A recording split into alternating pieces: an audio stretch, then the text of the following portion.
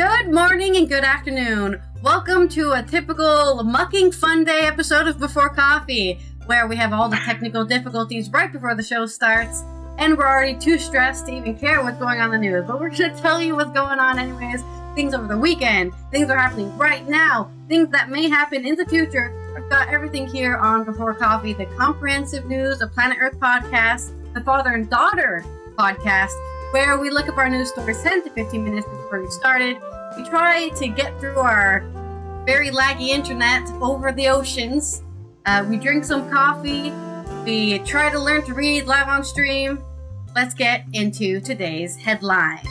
Today on Mucking Fonday, Poland is reinstating its border controls with Germany and Lithuania to discourage asylum seekers. How dare you want to live somewhere else, not in Poland? Hey, happy Mucking Fonday, where we're having all muck.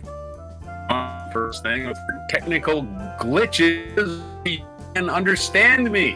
Where we're going to talk about how Trump's DOGE cuts are responsible for killing men. In more European news, Macron plans a law to kill more French wolves, and Turkiye, Izmir, Hatay, and Syria's Latakia regions are affected by wildfires. Global economy, you need to kick the United States out of the Global Trade Organization. In our culture news, Croatian right-wing singer Marco Prekovic and fans make pro-Nazi salutes at record-breaking concert. We love Nazis in East Europe. Yeah, Nazis. It's national. Take a father and daughter take a walk days. Take a walk. Today's headlines with us on what is it today? July 7th, 2025.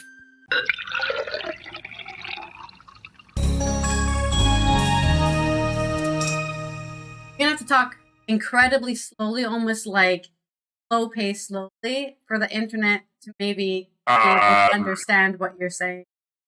Because when you speak fast, it just cuts out all those words and then puts you back. That's my plan, anyways. I'm just gonna talk slow. You didn't hear anything I said? Oh, I heard you, but it was cut off at the end because you said it so quickly that it. Like if you say, let's say you say 10 words in a second, those 10 words will be completely cut out. But if you say only 3 words in a second, only 3 words will be cut out. That's what I'm saying. Stop moving. It's because I move. I wish that's what the camera slows it down because every time I move, it tries to recapture. Fine. We're gonna roll our segue. Oh. I'm telling you, you have to talk slower. Our first segue is gonna be tell a joke. Maybe tell a joke about Mondays and how they hate me. And I guess they hate you too. We're going to go to our first story, which is coming out of Poland. Okay, what's the story?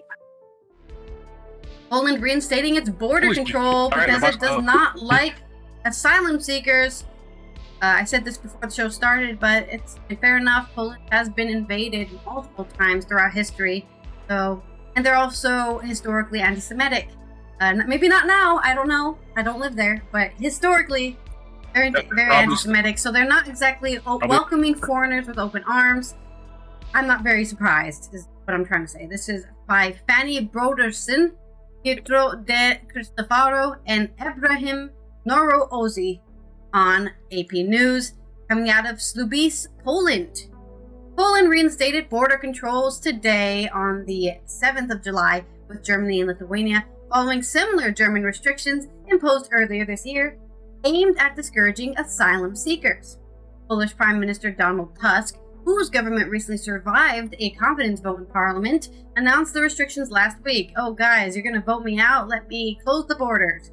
Pressure has been mounting after far-right groups in Poland have alleged that Germany was transporting migrants into Polish territory after they reached Western Europe. Well, not Germany. If it was anybody else, they probably would be like, I don't believe you. But Germany invading Poland, yeah, sadly, they might be doing that.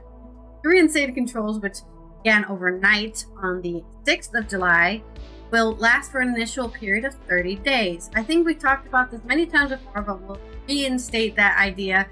Under the EU, you're not allowed to have long-term border closures because the whole point of being part of the EU is that you have open borders, you have open trade, You're able to freely move and travel and go wherever the hell and do trade, whatever you want through the EU. That's the whole point of the thing.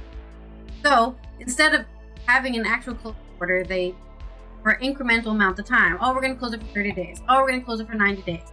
And then they look at the border, say, oh, can we reinstate that border control? Or can we decide, you know what? We are going to reopen the borders because I think we've dealt with the problem. That's mostly how this works. Oh, in practice, I can't say it does, but that's how it's supposed to work.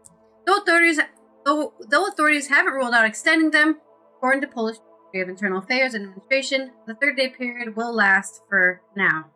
Illegal migration is simply a crime, Polish Interior Minister Tomasz Siemoniak said Sunday during a news conference.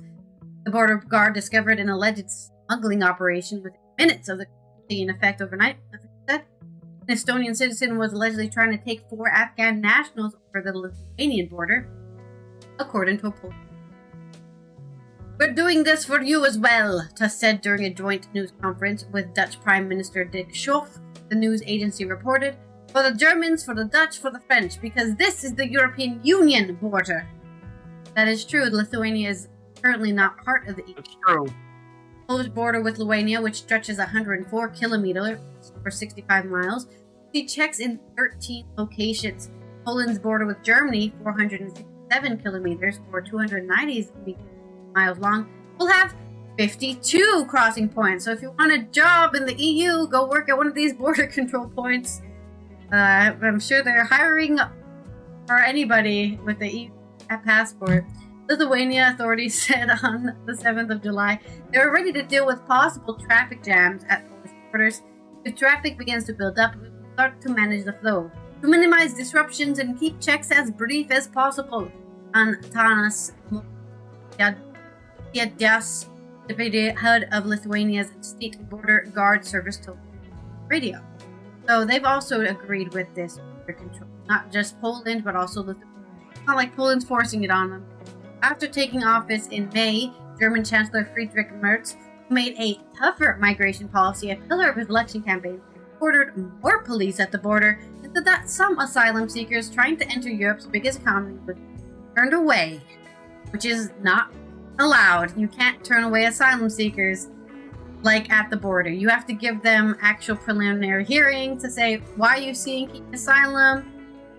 Oh, sorry, we're not going to support you for that reason. And but who's going to enforce it? The non-existent European army? Last week, Merz said that Poland and Germany were in close contact to keep the impact of Germany's possible. The protection of the borders against the irregular migration is an interest that Germany has, that Poland has, that our European neighbors share with us, Stefan Cornelius, Merz spokesperson, said Monday. We do not want permanent border controls. The European Union has a visa-free travel area known that allows citizens of most member states to travel easily across borders for work and pleasure. Switzerland also belongs to the Schengen, although it's not an EU member. According to the EU, member states are allowed to temporarily reach border controls in cases of a serious threat, like those brown people coming from Lithuania, in internal citizens. I'm sure it's totally not racist. It says border control should be applied at last resort in exceptional situations. Must be time. Such measures must undoubtedly be temporary and must achieve results as quickly as possible. Terminated. Ukrainian President Panas Maseda orders yesterday, adding that Poland's decisions show that it's not yet possible to ideally control external borders. There is story about the border in Poland. So if you're planning on traveling to Lithuania, Germany, you're gonna have to stop at 2 borders to get there. Just Lithuania, not Lithuania and Ukraine, right? Yeah, no, none of those. I think the borders with Ukraine are already guarded because, first of all, again, right? Oh, it's not part of the EU, and also it's in war. It's in the middle of a war. They have it guarded just because of that. But unfortunately, for my joke, there's not a checkpoint at the border crossing with the Czech Republic. No. Czech Republic, because that would be a checkpoint at the checkpoint. But there's my joke. What a shame. No more boar. Or I can say, my other joke was, I have a really bad pun too. Yeah. Maybe they ought to put this up for election if it was for the if it was for the Czech Republic, which it isn't. But if it was, the joke would go like this. Maybe they ought to put this up for vote and check the polls. Because you got Czechs and polls. Check the polls. That's a great one. Man. That's a great one. Check the polls. My next story is. But it was the wrong country, so anyway. Yeah. My next story is about wolves in France. Macron is getting in the heat again because everything he does is going to probably be questioned. Today, he has decided to start killing some French wolves. Yeah, those pesky wolves just trying to live and exist, and they keep eating our sheep. Oh no! Maybe don't be a farmer if you don't want wolves eating your livestock. I don't know. This is coming out of Brussels. From Politico, EU, French President Emmanuel Macron says a new law may be required to allow more wild wolves to be shot in France, taking advantage of the looser EU protections of predators. Right. I'm not going to let the wolf develop and go into areas where it competes with our activities. That sucks. For you to say that. Wolf was there first, buddy. The problem with the French is they love farming, so they're always like, we must protect our farms. It's a proven fact. No matter what, we must protect our farms. We must eliminate all vegetation in our area. It's part of our we can legacy. Make money out of it. Yeah, it's not worth it. No animal is useful unless we can put a price on it. I guess they could do that. Actually, wolves do help the environment. Wolves are beneficial to the overall environment, and learn that in the United States. But they're never going to learn that. Let's be honest. The Europeans just wiped out their forests without any regard whatsoever. And they're predators as well. And they're wondering why they came to this world. The Europeans came to this world, did the same damn thing to this one. Anyway, sorry, go ahead. He said this during a trip to Avirion on last Thursday, which I believe is Thursday. 3rd of July, referring to wolf attacks on farmers' livestock. So that means that we must, as we say modestly, kill more of them. Maybe they're just hungry. Maybe if you didn't kill all the wolves and then kill all the deer, they'd have something that isn't, your sheep and your and stuff. All right, because the environment definitely needs more sheep, right? Yeah. He said that people who invent rules and don't live with their animals in places where there are bears and wolves should go and spend 2 nights there. Okay. Alright, you don't know what it's like to be a farmer, living with the wolves. Oh no! We're gonna run out of wool. Who cares if we run out of wool? I'm not even sure why we need it. Reports on wolf attacks on livestock in France have risen over the past decade and a half, with more than 10,000 reported animal deaths in the years. You know what kills a lot of animals too? Making them into meat. I'm just saying, I'm not even a vegan. I'm just saying, we can't sell meat because the wolf ate it. The thing is, right, they see nature as killing their animals as stealing, right? You robbed me of my profits. That's the only reason they care. Oh, I personally don't like lamb. I don't like lamb or mutton or any of that stuff. So my personal opinion is, who cares? Why raise sheep anyway? It might be cows if you want to raise sheep for the milk and the wool, European lawmakers. Livestock period is not a efficient use of land. Anyway, I'm sorry. Okay. I mean, at least you were a farmer, so you can have more of an opinion on it than I can. And you had bears. Right. Did you not have bears in northern Wisconsin? No? Bears very rarely attack cows. Yeah, bears everywhere, but they don't. Well, maybe now they do, but yeah, I don't know. Back then, we never had a bear attack a cow. Maybe we had a bear attack a cow once or twice, but they usually would probably go after the calf more than anything. Yeah. That's why That's what I'm hearing cows are viciously beat. I found a new cows have horns. Since we're going on a tangent real quick, I found a new YouTube channel where it's like an Australian sheep farmer, and I think they are just full sheep. But she was like really getting angry at foxes. Foxes are killing the baby lambs, right? just got her first ever. Again, She's younger than me, I think. She bought her first, I don't know the word for it, steer, male sheep, ram, whatever. Right. This is her first ever lambing. And like, oh, the fucking foxes are eating. I paid a lot of money for that guy to inseminate all my sheep, and they're getting killed by foxes. And of course, the foxes are only there because British people were fucking bored and wanted to hunt foxes. They're naturally invasive. But yeah, Europeans have destroyed all the environments, and here they go again. European lawmakers in May greenlit a proposal amending the European Habitats Directive, moving the wolf from the list of strictly protected to protected species. It means you can still kill them, but you can't kill all of them. This makes it easier for farmers in the EU that threaten their herds. Maybe get a dog. The directive will enter into force on July 14th, giving countries until January 2027 to implement the change in national law. I'm just saying, if you get a pack of dogs to fight off a pack of... Your dogs will probably win. I know they're bigger, but dogs are smarter than wolves. Because they had those human education. Anyways. The political push was led by the conservative European People's Party as part of the campaign to endear themselves to farmers ahead of last year's election.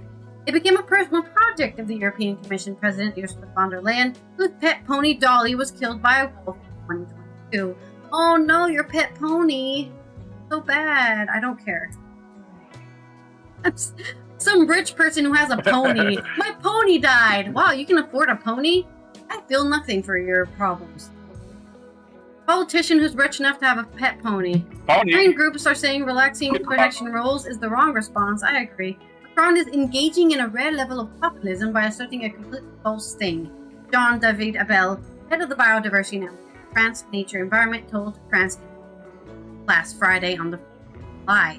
So yes, as environment, I did take 2 years of environmental science, so that's why I care so much about this stuff.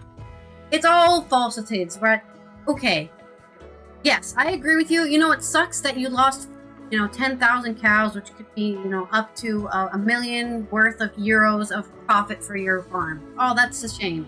This is what happens when you have a farm. This is in the history of farming since the beginning of life. I think even if you kill all of the wolves, you know what will happen? You'll have not enough grass because you won't have enough. There's just the earth is balanced. Before we were even here, it was balanced in a certain way to take care of the animals that are on it. So when you overfarm and have 10,000 cows on one spot of grass, and then you have to get hay to feed them or grains to feed them because you're running out of actual grass to feed them, and then those places where you're getting that stuff from, they overfarm their oats and their wheat and their barley, and then that land dies off. This is all attributed in a circle of over-consuming livestock, over-consuming farming, and that's why it sucks. And that's my hate against farming. And the grains. Right. Okay. Hard to come up with a joke for that. Joke about a funny pun about a wolf eating your livestock. Well, it's not funny. You wanted a joke, right? Yeah. Who's afraid of the big bad wolf? Is my joke. Who's afraid of the big bad wolf? Apparently, everybody in France. Anyway. They're probably not that big either. These aren't like great gray wolves, right? They're just probably smaller European wolves. Anyways, let's roll the segue, Will, before this show is 3 hours long already. Yeah. Farmers are notoriously self-centered and selfish. All right. Reminds me of a song. Right. Yeah, I know it's hard to be a farmer, but can't destroy the environment. Reminds you of a song. Well, have cows. We're gonna talk about human tragedy that could have been prevented. This is from the Texas. Let me hold still so you can hear me. I will do this as an AI voice. Maybe I will sit perfectly still. TexasObserver.org has a story. Trump's DOGE cuts are the Texas-sized disaster. This is from Henry D. Jacoby. Not a famous Diaper Donnie's commitment. Player. What's that? I thought Jacoby was a famous basketball player. No, I don't think so. I can't. No, that was a joke. Kobe. Never mind. Jacoby. I guess I didn't get the joke. I know Kobe Bryant, but Jacoby. Maybe you gotta explain it. Okay, I got you. Got it. Jacoby. It's like Jacob. It's like Jacob with a Y at the end. You can say Jacoby, but I think it's Jacoby. Anyway, President Diaper Donnie commitment to energy dominance would seem to be a good news for the Texas economy, but in the administration's reversal of environmental policies, including via the chaos of the Department of Government Efficiency, the totally inappropriately named DOGE, crashing federal agencies is easy to overlook changes that are particularly important for the state. This state of Texas we're talking about. Federal resources for managing climate-augmented weather disasters are being wiped out, and crucial information about future risks is being destroyed or degraded. Meanwhile, state leaders stand by because Texas, as we know, probably you should know, is being run by fascists. Right? They're total fascists. Update in case you didn't know. Update, crazy update. Yeah, just in case you didn't know. Yeah, the lowest voter participation in the country is Texas. While denying the seriousness of climate change as a driver of these events and the threat this poses to the state economy. That's not exactly breaking news that Texas is vulnerable to extreme weather, and with recent hurricanes and wildfires fresh in mind, nor is the well-documented effect of warming climate and magnifying severe weather. Just look at the growing count of billion-dollar natural disasters, severe storms, drought, flood, wildfires, and severe cold. For example, from 2020 to 2024, Texas suffered 68 of these costly events. 68.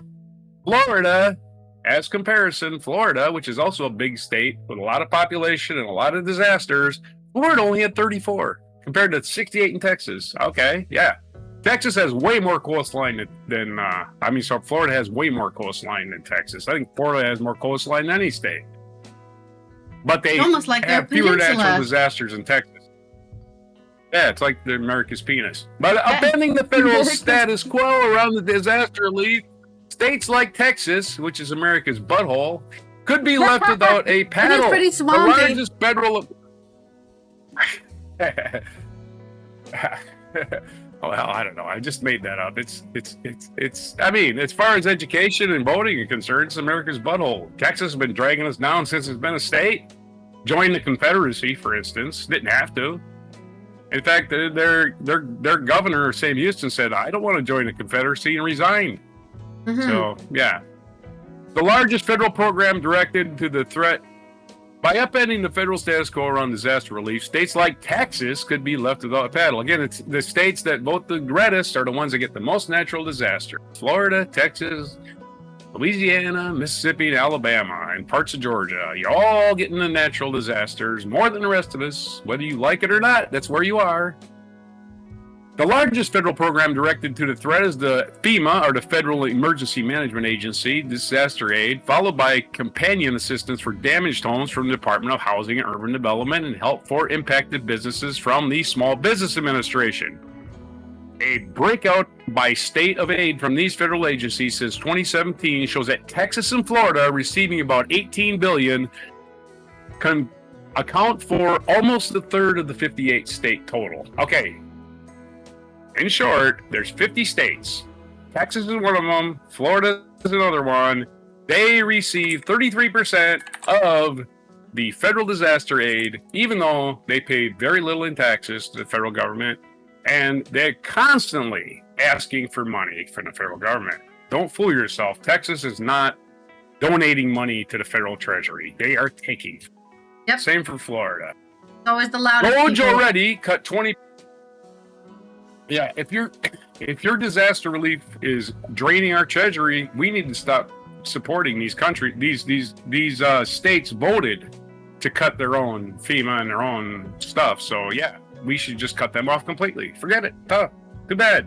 Raise taxes on your own citizens. We're tired of paying for you. Again, Texas and Florida get by with no state income tax because the federal dollars roll in. Don't forget that. The federal dollars rolling in keeps their citizens from paying income tax. We need to cut that shit out. Make them pay for their own way. Seriously, just make them pay their own way. DOGE already cut 20% of FEMA staff and moved to freeze its funds And Stinky the Clown has repeatedly signaled interest in shifting disaster relief responsibility entirely to the states. I'd do that in a second. Do that. Do it. Do it. You know what states aren't going to be able to pay for it, right? It ain't going to be Maryland, and it ain't going to be California. It's going to be the poor states. On June 11th, he made the threat more concrete by saying that this administration would start phasing out FEMA. Yeah, because it needs disaster relief, right? After this current hurricane season, which is November. We want to win off FEMA, and we want to bring it down to the state level. Trump said Isn't this a governor after should be able to handle it. FEMA? Trump works for Russia. Just a reminder. He does not work for anybody but who is bribing him or blackmailing him. Those are the two people he's interested in. He don't give a fuck about you or me. He never has, and he never will. Anyway, the big orange idiot continues. A governor should be able to handle it, and frankly, if they can handle it in the aftermath, then maybe they shouldn't be governor. Yeah, okay. The dumbest person in America is done talking now. That, of course, would be bad news for Texas, where Republican leaders, which is an oxymoron, Republican fascist, routinely play politics with disaster relief. Yeah, Republican followers, not leaders, not a leader amongst them. They're all just, oh, please, Trump, favor me, please, Mr. Orange Julius. Further warming of response to continuing greenhouse emissions ensures that the cost of climate change, augmented storm floods and wildfire only increase, with Texas prominent among the victims. Upending a disaster aid is far from the only threat Texas faces. For example, the state seeks and often receives federal support for investment in critical flood prevention projects. The more intense the rainfall that comes with the warming will pose a growing challenge for the management of Texas rivers. But the biggest potential expense is coastal protection, adding to a history of death and destruction seared into the state memory by images of Galveston 1900 and 2008. Sea levels will continue to rise along the ocean temperatures. That means hurricanes will be more intense and storm surges more devastating. The state has developed some ambitious plans for vulnerable coastline, the most prominent investment being the Galveston-based storm surge barrier system, or the GBSSBS, better known as the Ike Dike. Wow, clever. The Ike Dike. I'm not sure what that means. It would be That's carried a cute out. name. Maybe Eisenhower's the one that commissioned the first one. I have no idea. It would be carried out by the U.S. Corps of Engineers in coordination with the Gulf Coast Protection District. And the state created 2021 to implement Coastal Resilience Project. The price tag of this project is huge. In 2021, the Corps estimated that it would cost $34 billion, which would make it the agency's most expensive project ever. But only 2 years later, that estimate rose to $57 billion. You think it's going to be $57 billion? No, it's going to be way more than that. Of course, you could just cut back on our carbon consumption. That wouldn't cost anything. But hey, who wants to do that? Who would pay for it? The project was authorized under 2022 Federal Water Resources Development Act, allowing initial implementation. The next step was 2024 agreement to begin project design work, with the feds picking up 65% of the tab in the GCPD covering. Remainder, that's likely the cost-sharing arrangement for the actual construction of the project should it be funded. This is getting into the fucking minutia. Moreover, concern with the cuts is not just about money. The administration is likely to kill every program that pops up and search for the word climate. In that process, the heart is being cut out of agencies that produce information that states need to manage environmental threats. Consider just two examples: severe storm prediction and coastal surge.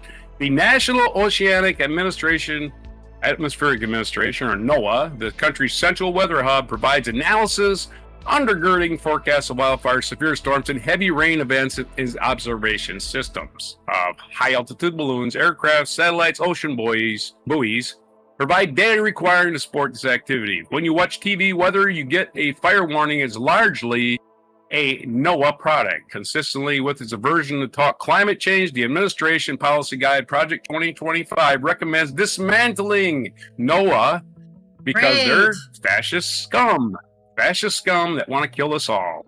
These functions are not eliminated, will be scattered among the other agencies, privatized, right? Oh, yeah, we'll give you a weather forecast, send us $100. or sent to the States. This is not up yet, but DOGE has fired Well, many of I'm NOAA's sorry, your scientists. offhanded comment, $100 for a weather forecast.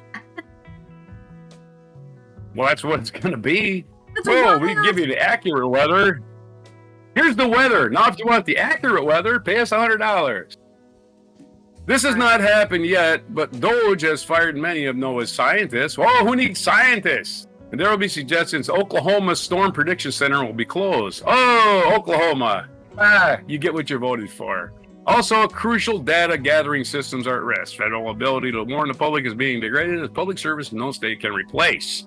Exactly. The second example. You think Oklahoma can afford the shit? Nobody. They have no money. Oklahoma. All of Oklahoma's money is in the hands of the gambling casinos. That's basically who makes money in Oklahoma. Hey, no economy there other than fracking. That's their economy, fracking. And we've lived in Oklahoma for what? 6 months, 4 months, something? Long enough. 6 months. 6 months. Yeah, I lived there 6 months and we had 2 6.0 earthquakes caused by fracking. That's a fact. The second example of potential loss of important information concerns the science underlying the design of proposed Galveston Bay protection. He assumes sea level rise and storm wave loadings are naturally based on the core guidance developed in years leading up to the completion of the 21 study. Okay, so we're just going to go through all this crap and we're just going to understand that NOAA, which forecasts, tells you, hey, there's a flash flood on the way, for instance, and those are your more important warnings, because here's what a flash flood is. It's raining somewhere else. Yeah, it's raining somewhere else. Perhaps even in the mountains. And you know what happens? That runoff, it just gathers in all in one spot and just comes out and wipes you out, and you didn't even know it was raining.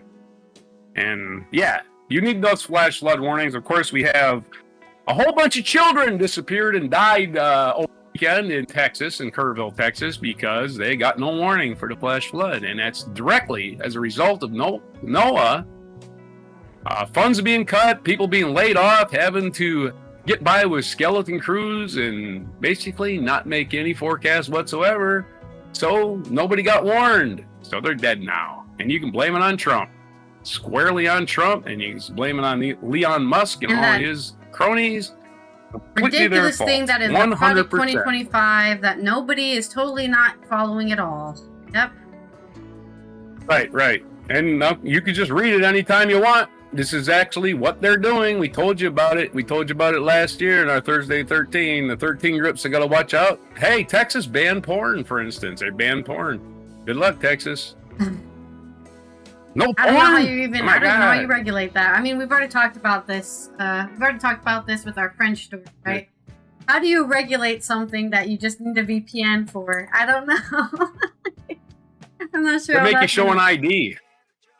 They're going to make you show an ID, and they're going to collect all your information, put it in a government database, and have you arrested or something. That's what they're going to do. Because freedom! You're known for liking sex. How dare you? As an adult, you should be not doing that. God.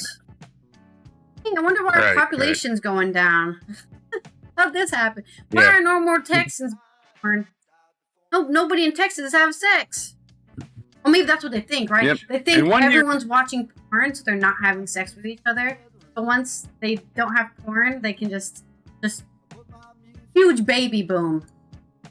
Yeah, that's their idea, right? They're going back in the 50s. There was a baby boom because we didn't have the internet, we didn't have porn, and that's all they could do is just rape their wives. I mean, have sex with their wives. We didn't have birth control. Texas is going to have the death penalty for having an abortion because they're pro-life.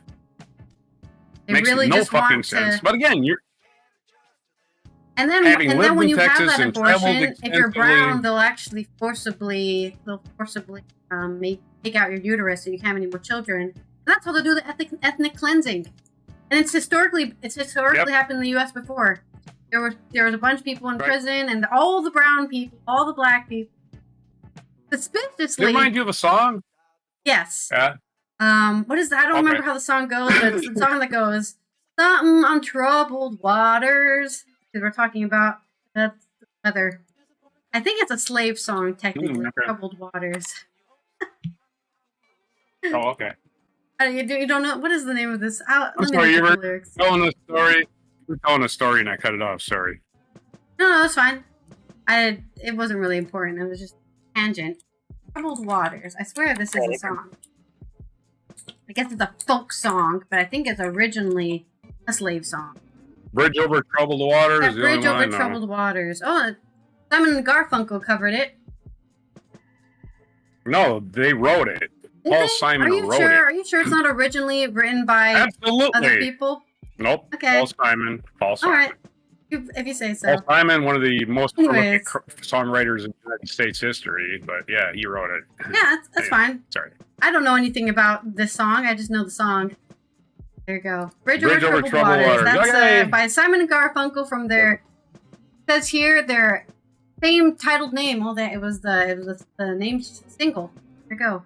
Won the Grammy for Song of the Year so yeah. 1970, from 1970. I was not alive, so I apologize for not knowing everything about Simon Garfunkel. Right on. All right, let's roll our next segue. While I continue saying very random story. stuff with no factual evidence. I mean, if everyone else is doing it, if people are just going to use ChatGPT, why do I need to be factual? Okay. Yeah, right. I think our next segue was associate, so you need to associate this story with something else. Whatever it is, you figure it out. That's all part of your responsibility to figure it out. This is all about talking about weather and Noah. Let's talk about wildfires in the Mediterranean region. Of course, on our hot planet update, it's still hot out there. It may have cooled down a bit here in northern Europe, northwestern Europe, but it's still very, very hot in the Mediterranean, as it is every year. And this is specifically coming out of Turkey and Syria, which, suffers enough as it is, and now they are losing all of their forests to wildfires and probably even towns. That's from Al Jazeera. Forestry worker injured in a wildfire in western Turkish province of Izmir has died from his injuries, bringing the death toll in recent days from the fires to 3. Emergency crews also continue to battle a blaze in the province bordering Syria. Turkey sent 2 firefighting aircraft to help battle wildfires in neighboring Syria on Saturday, which I believe is 5th of July. Worker Ragip Sahin, who was injured while fighting the fire in Erdemis and was being treated in the hospital, has died. Agricultural and forestry worker Ibrahim Yukam Makli said on the 5th of July in a post on Twitter. Makli also said the blaze in Emis has been brought under control by the 4th of July evening alongside 6 other wildfires, mostly in the western and Turkey. He added that firefighters were still trying to control the blaze in the southern coastal area of Portiol in the Hatay province. Turkey was mostly spared the recent searing heat waves that engulfed the rest of southern Europe, but firefighters have battled more than 200 fires since 6th. That's a lot of fires. That's like multiple a day. 600 fires. That's crazy. Since June 26th, which have been prompted by high winds. Fire in Erdemis, about 100 kilometers or 60 miles east of the city of Izmir, has on Thursday killed a bedridden 81-year-old man and a backhoe operator who died while helping firefighter efforts. Thanks for that. At least, it's so tragic for the 80-year-old. Maybe he had nobody. Maybe he was just by himself, or maybe he just got caught in the fire and couldn't. He was bedridden after all, so that tragic. And that's only 3 people, and those 3 people's lives matter, right? Here on Before Coffee, we do not turn numbers into numbers, okay? Every single number is a human being. In a video on Twitter, Erdemis Mayor Mustafa Turan said that the fire had ravaged about 5,000 hectares or 12,400 acres of land. That's I don't know how many football fields that is. You can. How much? 12,400 acres of land. The fire came violently to this area. Nothing left to burn. About 5,000 hectares were reduced to ashes, said Turan. Only hopeful thing about That's an that is that when interesting you burn all that land, it gets rejuvenated, it gets more fertile. On today, the 7th of July, rescues evacuated more than 50,000 people to escape a string of fires. According to the authorities, the fires that lasted for 4 days started in Konsular village. You can still see smoke coming out from the evacuated village, said Al Jazeera Sinem Joglu, reporting from Odimis. Nothing is left in the village. No one is living here, and there is nothing left to reside in. After the fires erupted due to electrical cables in the village, quickly spread to nearby villages on this side, and then to other villages. Just on the first night of wildfires, authorities had to evacuate 5 villages. Yeah, that's the thing. If you don't keep your electric cables up to snuff, you're also going to start a fire that way, too. I mean, like we talked about last week at Heathrow, right? That was all due to them not taking care of their bushings. And that was water-based fire, but electricity likes to catch on fire, okay? It's a blessing and a curse. Electricity generates heat, for sure. Everything that generates motion also generates heat. Yep. For citizens of Turkey living in the valleys and forests, life is becoming more difficult every year as climate change brings more wildfires. And this year, wildfires came earlier than expected in Turkey, said Kosiu. I mean, there was fires in the winter in LA, right? That's the LA fires were in the winter. So yeah, there's no predicting when wildfires are coming anymore. Just predict they're going to happen at any time. At any time. California winters are dry. We're and wind and fire, and the whole planet's going to be dry, and then everyone's going to be on fire. Turkey's Interior Minister Ali Latakia said 44 suspects have been detained. 5 fires that broke out across the country, which led to the evacuation of tens of thousands of people, damaged some homes. So some people are playing with fireworks or, blowing up mailboxes, and they started a fire. I mean, some kids just start fires because they're bored, right? I don't know what to do. My town's in the bumfuck middle of nowhere. Nothing to do. Let's start a bonfire. Oh, the wind picked up and set my house on fire. Oh, the whole neighbor's on. Oh, the village is gone. According to European Forest Fire Information System, EFFIS website, there have been 96 wildfires in Turkey this year that have ravaged 49,652 hectares or 122,700 acres of land. 122,000 acres of land. In the meantime, in Hatay province, bordering Syria, emergency crews continued fighting a blaze that broke out Friday afternoon in the district near a residential area, rapidly intensified due to strong winds. State-run Anadolu agency reported some 920 homes have been evacuated as a precaution. Suddenly, I'm from New York. What was that precaution against the advancing flames? Governor Mustafa Musatil said last Friday. Turkey has sent 2 firefighting aircraft on Saturday, the 5th of July, to help the neighboring Syria battle wildfires in the northwest Latakia region. 11 fire trucks and water support vehicles were also dispatched, according to Riyad al-Salih, Syrian Minister of the Emergency and Disaster Management. Sudden wildfires in Turkey delayed their arrival by almost a day, said al-Salih on Twitter. Syrian Civil Defense Force, Ministry of Emergency and Disaster Management, and local crews have been doing their best to contain the situation. Abdullah Salih Damascus. Wildfires have been a worldwide phenomenon, but it's been made even worse by the droughts that Syria has seen in the past years, and the outdated equipment the crews are forced to use in these high-risk locations across Syria, he added. Yep.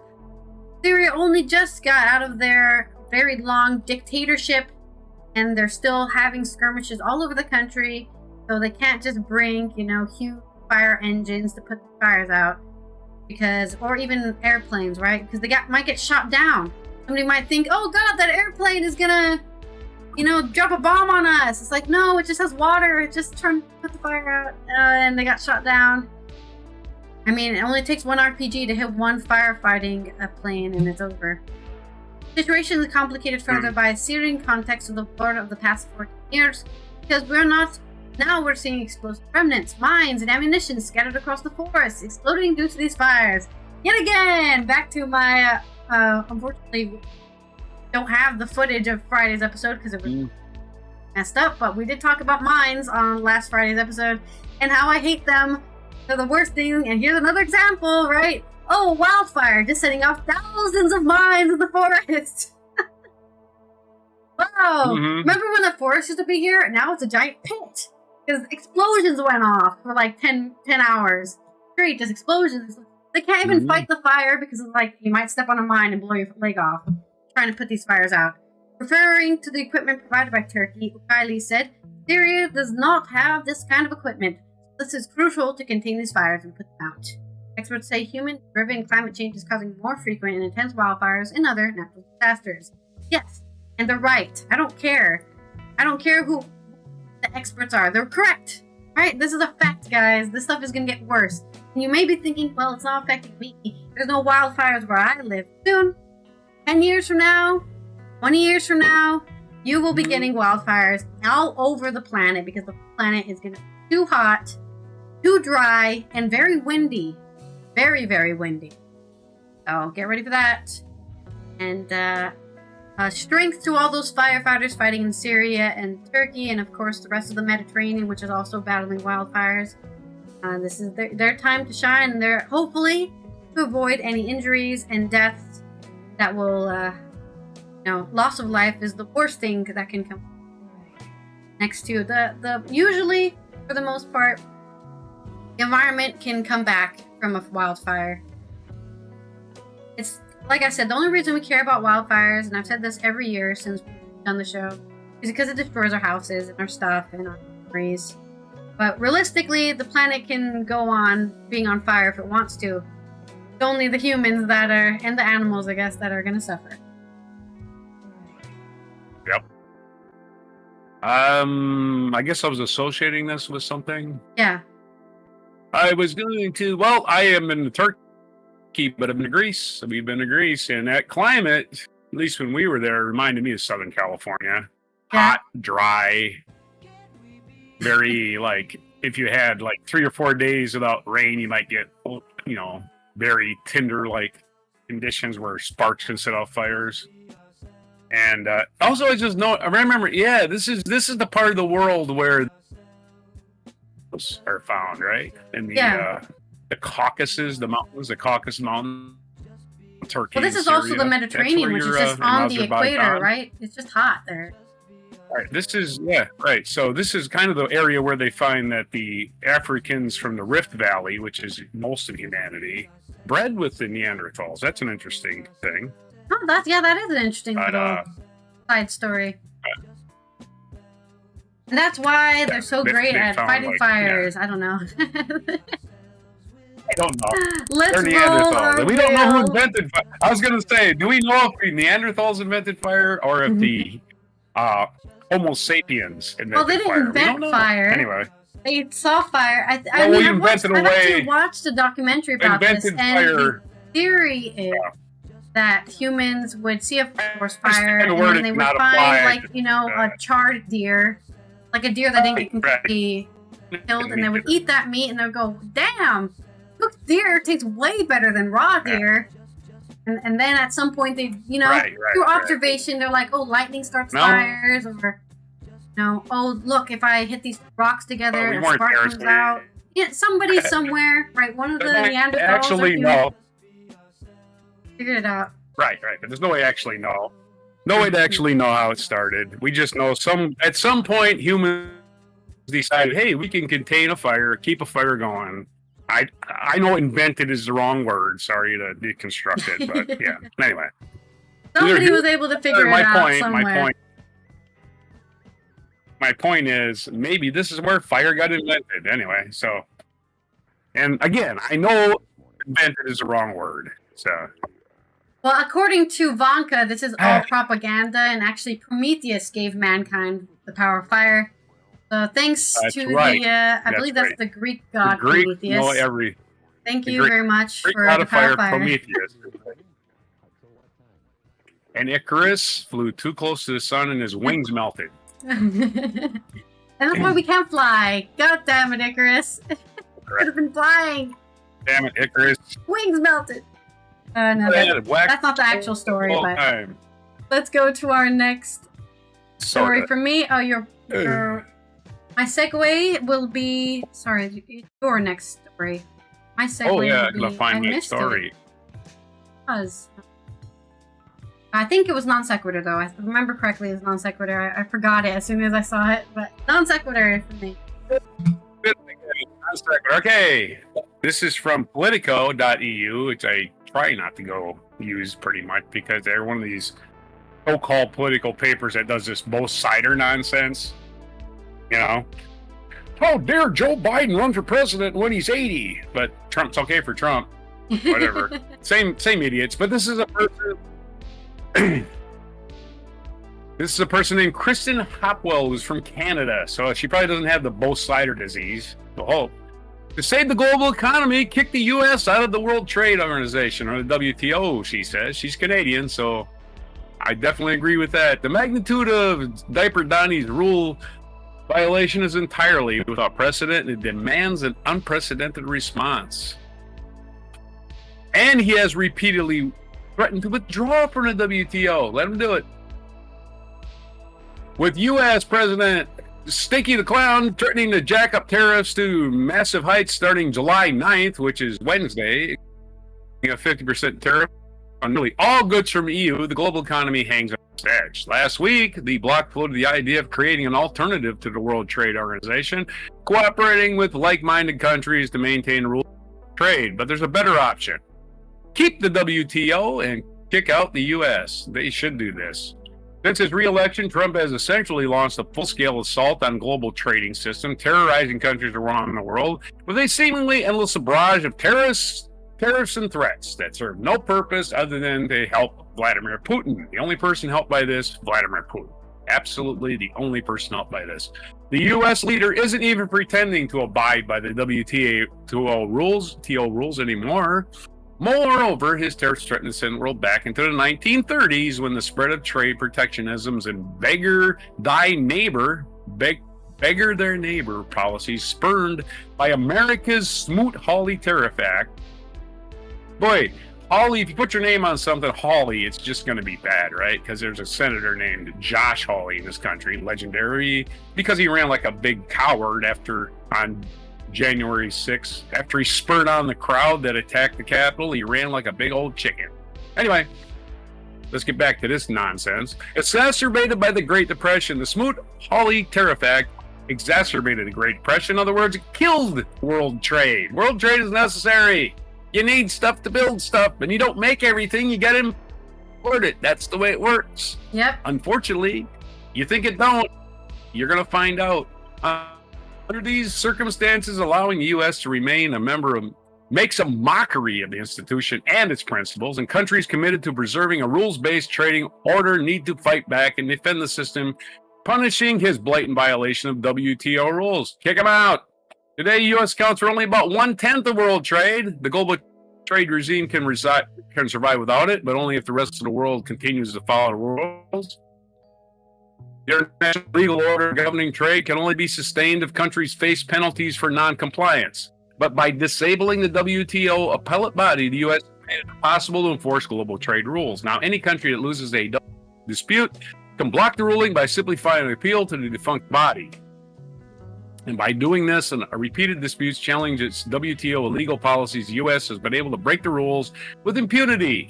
In addition to the substantial caused harm by Trump policies, the broader danger here is that the rule violations were spread, leading to the collapse of global trade. If this is brazen rule breaking goes unpunished, why should other countries abide by the rules? Today, exactly. The U.S. accounts for only about... We already did that. It won't. The United States won't, however, survive other countries imitating Trump's rule-breaking tariffs. The WTO won't, however, survive other countries imitating Trump's rule-breaking tariffs and other protectionist measures. This risk contagion represents a grave threat to global economic security. That's why the WTO members must come together in a clear rejection of Trump's trade aggression and show that it won't be tolerated. Excuse me. What once would have been inconceivable has now become a necessity. The only way to preserve the rules-based system is to expel or suspend the U.S. The mechanism to do this exists, although the WTO has no specific procedures for expelling a member is possible under Article 10, which sets out procedures for amending the WTO agreement. The U.S. could be expelled from the organization by a 2/3 majority vote after the agreement. If it refuses to accept the changes, then a 3/4 majority will be required. The U.S. shouldn't be allowed to continue enjoying the benefits of membership without any responsibility to uphold its obligation. Denying the rights of the WTO membership could finally create a necessary leverage and force Trump to abandon its destructive terrorists. The U.S. president has repeatedly threatened to withdraw from the WTO. It's time to call his bluff. The economic harm would be considerable. The U.S. would lose its access to global markets at favorable WTO tariff rates and could be subject to tariffs without limit. It would also lose market access to services, exports, and protections for its intellectual property, which are the foundation of America's contemporary economic success and its dominance in leading high-tech sectors. It would lose the WTO's protections against trade discrimination, too, which would allow other countries to impose export restrictions that can cut off the supply of vital goods. Trump has made the U.S. a rogue state on trade, showing a total disregard for international law, and even the notion that trade should be governed by the rule of law. Casting the U.S. out would make clear its status as an international pariah. It's true, no country has been expelled from the WTO before, but the magnitude of Trump's rule violations is entirely without precedent and thus demands an unprecedented response. Without a functional appellate body, there is no other way to enforce the WTO rules against the U.S. Supporters of the rules-based trading order should come together and seek broad support for an amendment to suspend or revoke the U.S.'s membership. If the U.S. comes to its senses and abandons Trump's tariffs, showing that its willingness to abide by the rules, the rest of the world would happily welcome it back to the rules-based trading system with open arms. The WTO must take steps to counter and contain this disaster effects and misguided policies. That's right. Dick Trump, I fully support this. I don't care if it decimates the U.S. economy, because these poor white people need to fucking learn that oligarchs are not on your side. They are not on your side. If you think they're on your side, check again. You're being lied to, morons. And it's, like they say, it's easier to convince a moron that what does it say? It's easier to convince a moron that he's right about something stupid than to convince him he's been fooled or something like that. You can't convince a moron that he's been fooled. He'll admit to anything but fooled. And that's what fools are. They get fooled and they don't admit it because they're fools. You can't fix stupid, in other words. If you're stupid, you're just going to stay stupid. There's no fixing it, right? Right? No, there isn't. You give them information, right? It's like giving a bubble gum to a fish. It looks good, but the fish doesn't know what to do with it. So, if you don't want to learn, you won't learn, and yeah, that's been the truth about humanity for the longest time, really. Number one, contagious. It's like me with sports, right? You can't accept. I just not interested in sports. I don't want to learn about sports, and I just won't learn about it because I'm not interested in. Right? There's my non sequitur. But you do learn. In spite of yourself, you know who Kobe Bryant is, I'm not interested in it. It has zero interest in me. And there's people who are interested in knowing things.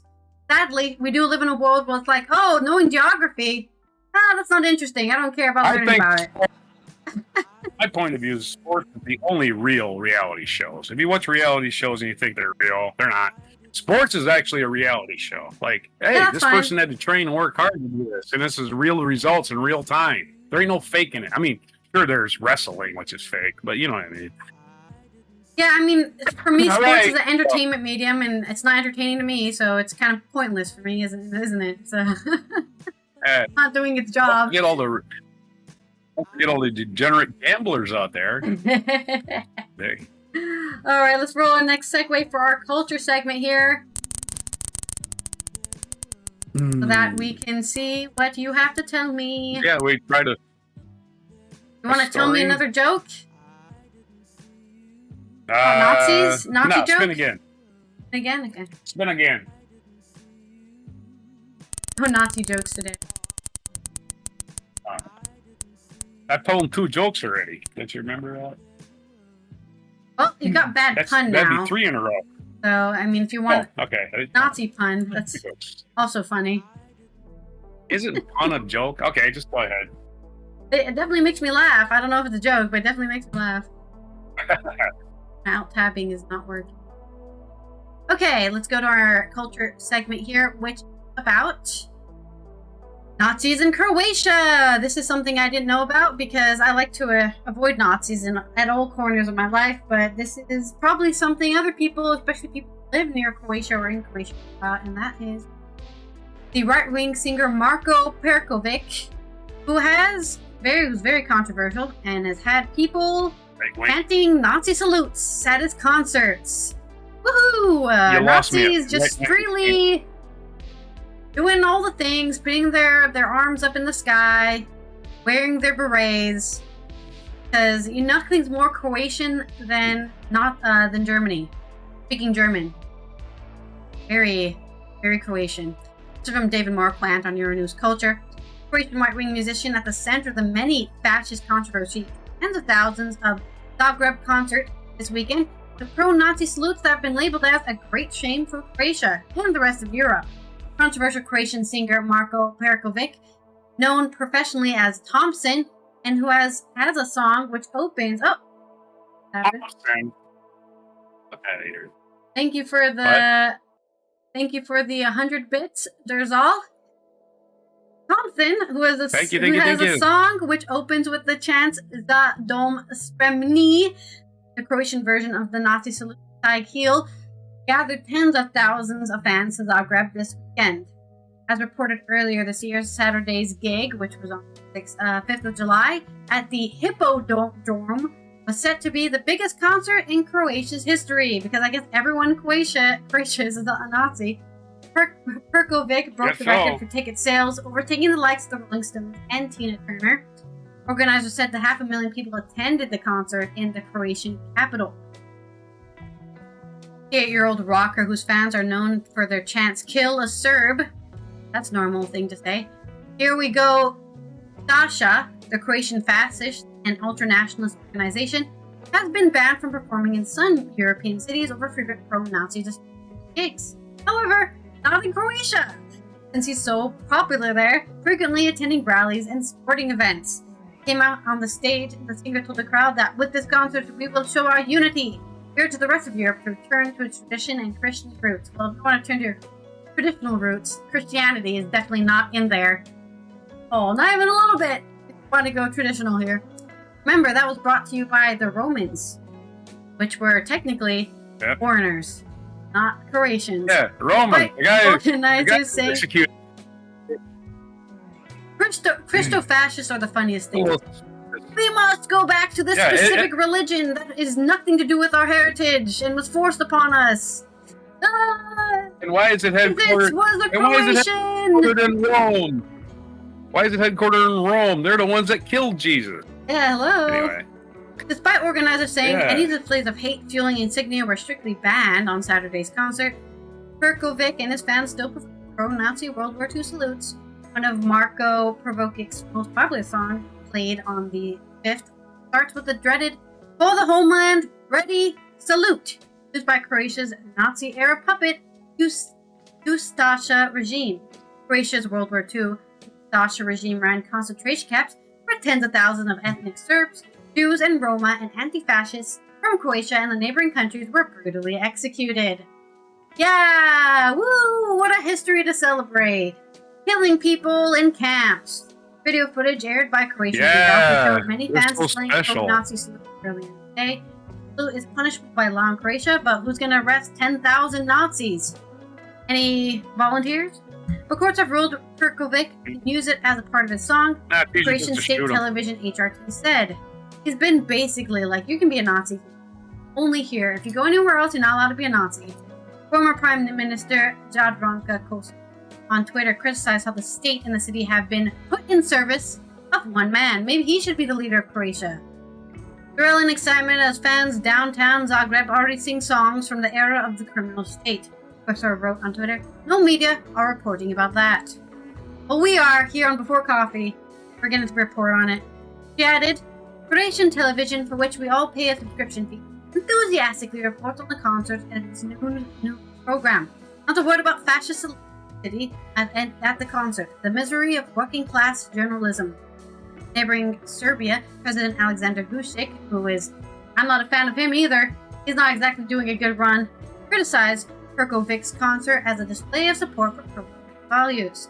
Elsewhere, former Serbian liberal leader Boris Tadic said it was a great shame for Croatia and the European Union because the concert glorifies the killing of members of one nation and Serbians.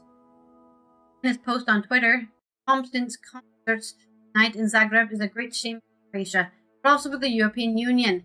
Theory today that the 21st century concerts are being organized on the soil of Europe that glorify the Quisling fascist and the killing of members of one nation, in this case, Serbians. It is especially devastating to see how many young people at the concert of the man who greets the audience with a Ustasha salute, how many of them follow the black shirt iconography of the Ustasha movement from World War II. He added, such images not only send tragic messages about relationships to the past, but also to the future. Yeah, some of these people definitely weren't alive even a little bit when that regime was in power in Croatia, and it shows because, sadly, when you don't live under it, you don't know how bad it is. You think it was all good. You only see, like Instagram, right? You only see the good parts of the life. Wow, look at how united Croatia was back in World War II when they were Nazi. Wait a minute. People were dying in the streets. Yeah, but we were united and we were Christian. We were Christian and we were proud. Sure you were. Because if you weren't Christian and proud, you'd probably get executed. Is it really traditional values if you're forced to do it under execution, being under a firing squad? I'm not sure about that. Like, again, I don't know if these things are happening. I wasn't there. And also, I haven't really studied Croatian Nazism. But I wouldn't be surprised if some of the things I just said were actually happening in Croatian. Give me a pun. So, it's got to be a pun. Okay, hold on a second. Has to be a bad pun, right? Right. What does the Nazi turkey say? What does the Nazi turkey say? This is a pun. Gobble, gobble. Close. Goebbels, Goebbels, Goebbels. Goebbels. Joseph Goebbels, as it's pronounced in German. Goebbels. And he was the Nazi propaganda minister for Hitler. That's who he was. There you go. And I guess that's who's working for the Croatian state now, his long-lost son. Right, probably. There's a strong resemblance to Stephen Miller, who is our Steve Miller Band? Nazi controller of base. No, Stephen Miller, I'm talking about an actual reptile, not a human being. Okay, sorry, one of our alien invaders. This spelled Stefan, not Stephen. Stephen. It's all Nazi spelling names. Well, German. That's just the German spelling. You don't have to be a Nazi. It's just the German spelling. Of course, Miller is just an Americanized version of the German name Mueller. Yes. So he is definitely. And again, everybody calls him Pee Wee German because that's what he looks like, Pee Wee Herman. Oh, really? Okay. Wears bow ties, looks like a moron. And he's a fascist. Oh, yeah. You got to familiarize yourself with the leading fascist of the Trump administration. He was the leading fascist of the last administration, too. Yeah. You know who's got to go into the freaking prison when this shit's over is that guy. That guy. He needs to go to prison. Anyway, there's your unfortunate joke. And our next segue is I tell a joke for This Day in History. All right, I had to close the page to save bandwidth, so I'm opening up again. July 7th is today. We're going to way back in history of all the way back to, we go back to 1307. 1307, King Edward I, or Longshanks, as we learned that he was called in the movie Braveheart, because William Wallace, that's all he called him. William Wallace only called him Longshanks, never called him anything else. That movie. Anyway, he died on this day on his way to subdue the new Scottish king, Robert I, also known as Bruce. And of course, Robert the Bruce eventually did defeat Edward II. In 1438, King Charles VII of France issued the Pragmatic Sanction of Bourges, restricting the rights of the Pope and in many cases making the Pope's jurisdiction subject to the will of the king. Which is probably good news for citizens but again, who knows what kind of king? I don't. King Charles VII was probably a terrible king. I have no idea. Probably was. All right, kings are usually just despots. 1770, a Russian fleet destroyed an Ottoman fleet at the Battle of Sesame and the Aegean Sea. So way to go, Russia, I guess. Defeated a bunch of footstools. 1807, the first of the treaties of Tilsit was signed by the France and Russia after Napoleon's victories over the Russians and the Prussians. The Russians and the Prussians had a little war, and they lost. 1906, Satchel Paige was born. A professional baseball pitcher, earned legendary fame during many years. Believed to have been born on this day in Mobile, Alabama.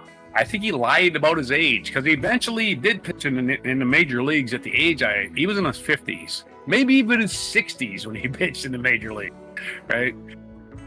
So he might have been 60, but we believe he was born in 1906 on this day. 1928 in Chillicothe, Missouri,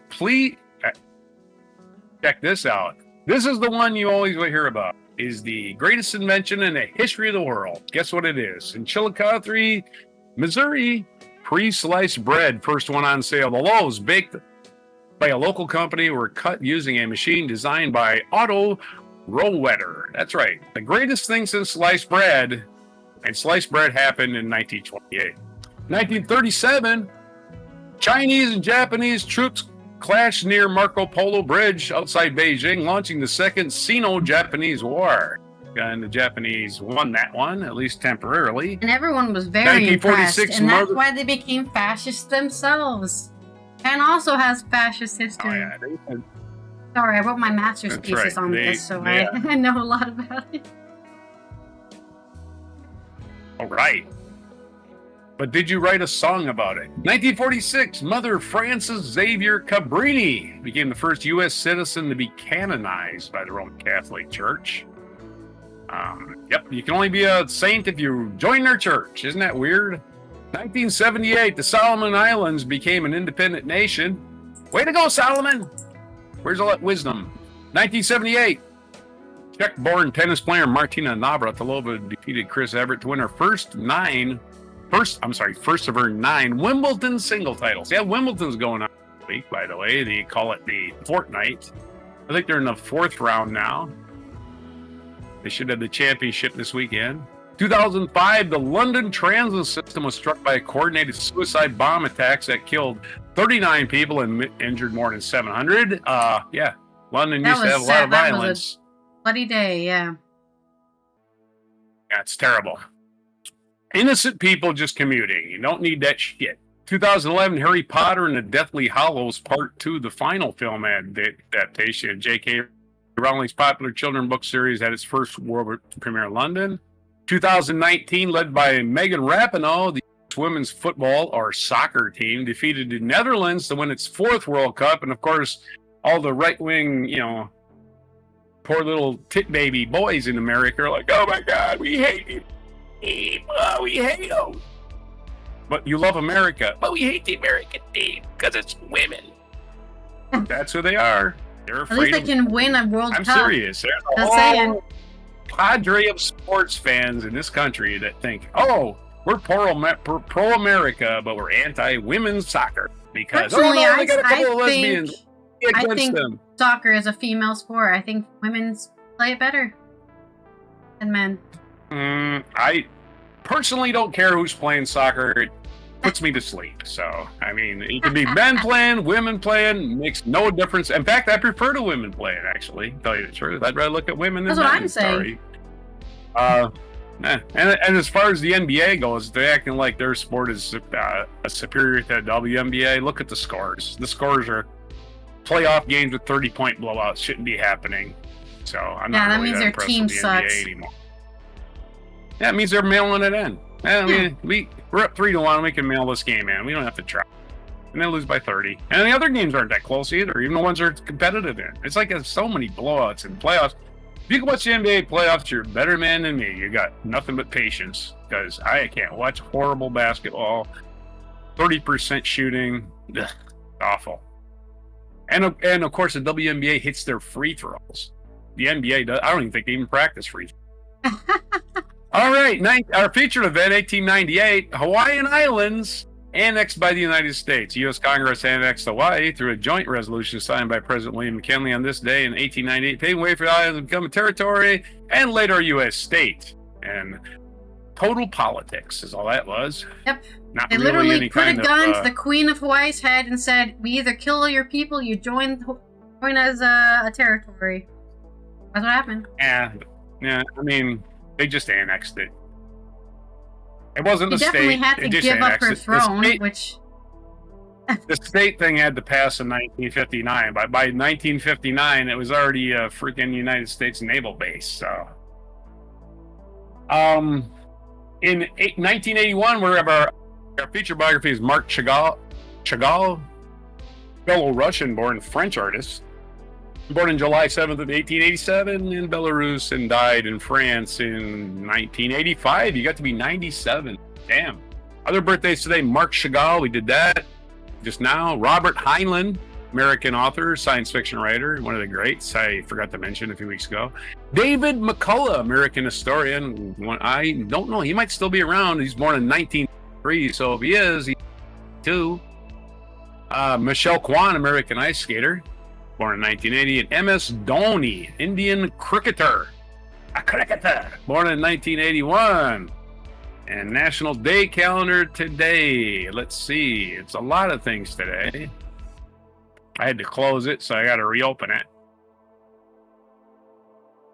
So, maybe hum to yourself for a minute while my slow internet gets going here. Okay, so National Day today. It's National Koi Day. I was inhaling the hum, and I didn't even get out of it. Huh? You said hum a little bit, and I was inhaling to start humming, and then you were already ready. Oh. That's pretty funny. It's National Koi Day. It's National Koi. All right. Koi, those little goldfish. Yeah, in your koi pond. Okay. I thought National you meant like Day acting coy. You know, like, oh, don't act so coy. Yeah. Well, we can do that too. K-O-I, koi, not the C-O-Y, koi. National Day of Rock and Roll. So, go play some rock and roll while you're watching your fish. And National Dive Bar. Random. I have no idea. Maybe you can look it up. My internet locks up when I do that. It's Dive Bar Day. It's National Dive Bar Day. Dive bar is, of course, a bar that just really don't clean up all that much, but they sure as hell, they usually have like a band that plays, The place might even smell like a urine half the time. It's just one of them places you go to, I've been to plenty of dive. It's like, oof. Basically, they have a smell. It's not necessarily alcohol, not necessarily urine. It's like some disinfectant, maybe. National Macaroni Day, National Strawberry Sundae Day, and National Father-Daughter Take a Walk Day. So we're going to take a walk. You're going to have to walk on your own. I'll walk on my own. I'm not telling you how far I can take you for a tour around the polders later if you want. I'm up for it. After I finish streaming, at like around 9 p.m. What now? The polders. It's 9 p.m.?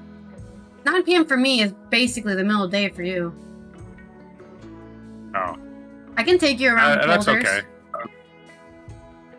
What's the polders? Like I said, I don't know. A polder. Finish your thing and I'll tell you what a polder is. Well, I'll tell you what a polder is. That's it. I finished. Those are your days. Those are your screw-ups, your horrible technical glitches, everything for July 7th, 2025 on Before Strawberry Sundaes and Macaroni. Yeah, don't mix those together. Macaroni. Okay. It doesn't say macaroni and cheese. No, just macaroni. Okay, just pasta. No, my joke for you is coming about Hawaii. Beef. I thought this one was pretty fun. I burnt my Hawaiian pizza today. Should have cooked it at a lower temperature. Aha! That's good. I forgot to find a mic drop today, so I don't know. Oh no, we don't have a mic drop moment. Well, you can just randomly pull up something that comes up on my internet. I don't know. Go for it. We're also celebrating Kiswahili Language Day at the United Nations. World Kiswahili Language Day, celebrated on the 7th of July, honors the Kiswahili as one of the most widely spoken languages in Africa. So if you ever want to go to Africa and tour all the countries there, you might be able to get around with just Kiswahili, with over 200 million speakers in Africa alone. Reminder, Africa is a continent, not one country. There's many, many, many languages there. Kiswahili is just the most spoken one. So it's kind of like, English can mostly be spoken all over in North America. But, there's places like Mexico where you need to know Spanish. They speak English there, but not as well. Probably the same with Kiswahili. A polder, I'll tell you what a polder is. And for the viewers out there who don't know what a polder is, in the Netherlands, there's a lot of water. You could say this place is a delta / a swamp. Marshlands on marshlands. The way they were able to empty these marshlands of water and then build fields, okay? These fields, they build dikes. They build dikes around some land. It's called the Y land because it used to be underwater. They built dikes so much the water, and they drained the water out, and that's called a polder. An area of land that used to be underwater and marshland, basically, that they built dikes around and emptied, the polder. Here in my village, we have a road that goes on the polder, around the polder.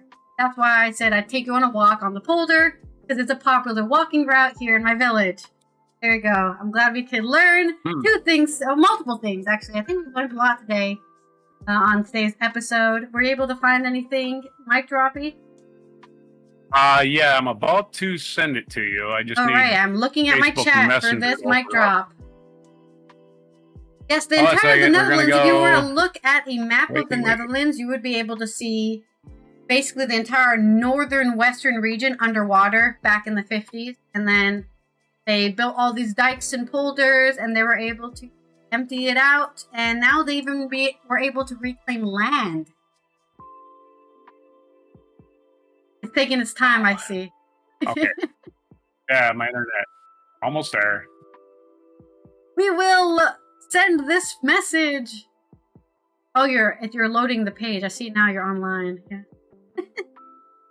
Yeah. So it's very impressive what I just sent it water engineering has been able to do. Has gone through. I've received your link. It's gone through, and I'll just copy the link, and then we'll just play the YouTube video just straight on. Yeah, instead of me downloading it first.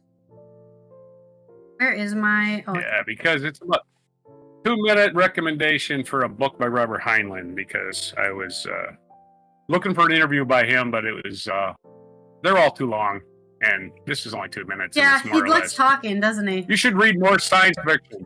Yeah, your more intelligent fiction is always science fiction, because these people actually are learned people. Like, they don't just go ahead and make. They want to make it reality based. They want it to be relatable. That it's not alien, so they have to relate. They have to base it off stuff that could actually happen. And you have to look sometimes for the metaphors in your own life. But yeah, let's. Did you get it? Did you get the video? Yeah, I'm just putting it in now. Give me. I wish I could do it quicker, but I can't. This is one of my. Last time we used this was at Facebook. Be a more progressive. Okay, it looks like it's loading. Okay, perfect.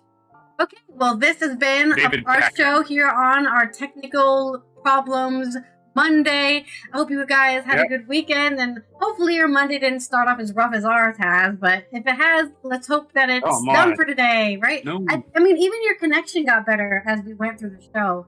So sometimes you just got to give it some time, get patient, and, so it'll fix itself. We don't even have to do anything. This has been Allison from the Netherlands, Roger from the East Coast of the U.S., We will see you tomorrow for Good Tuesday. We're going to cover all the good news we can find from last week and this week. And to remind you that humanity isn't all going down the drain. Most of it is, but not all of it. Some of us out there are trying our hardest to keep it going. And we will see you for that. So don't forget to subscribe we to the are Alley on Rock your channel side. or follow on Twitch.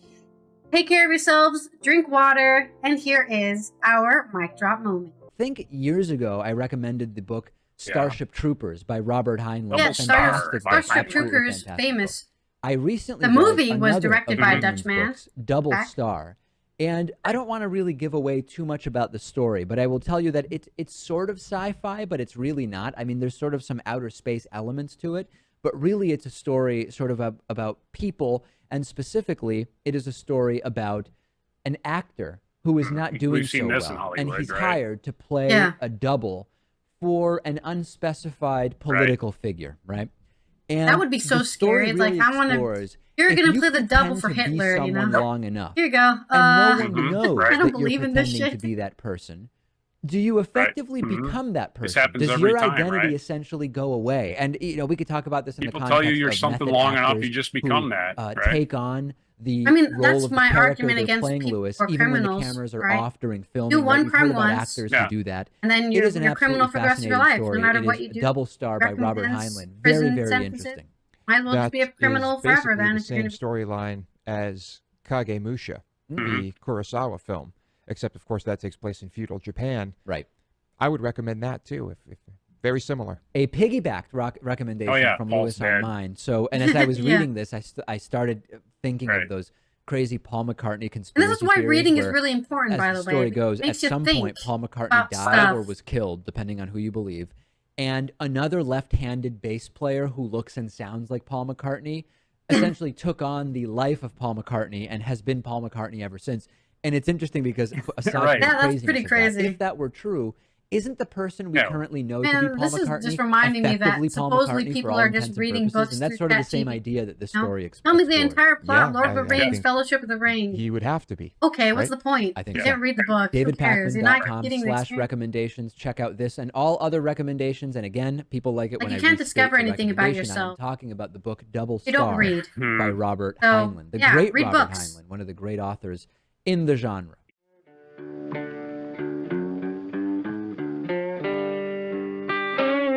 Be sure to hit the like, subscribe, and notify buttons, and follow our other channels, Toxic Alley, History of Gravy, and Scratchy Old Records.